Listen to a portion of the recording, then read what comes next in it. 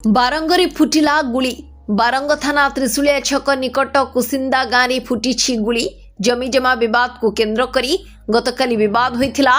तेबे पुलिस दुर्बृत्त को काबू करने को जिबा समय पुलिस उपर को फांका गुली चालना होइथिबा सूचना रही।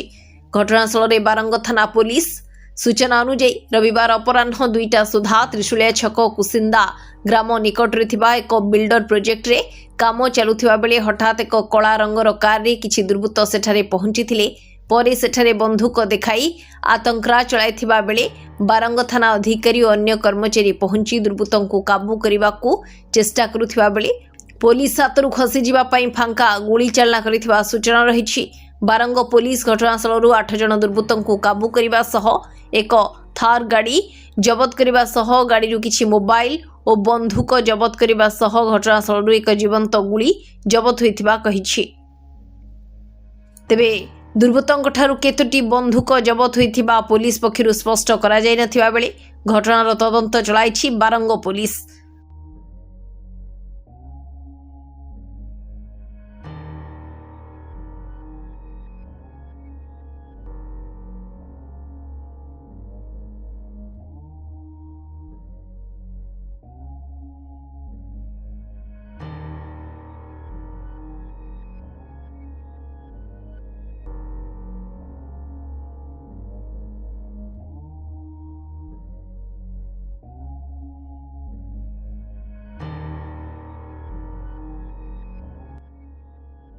फुलनखरारू अभिजित बराळଙ୍କ रिपोर्ट विचित्र दुनिया।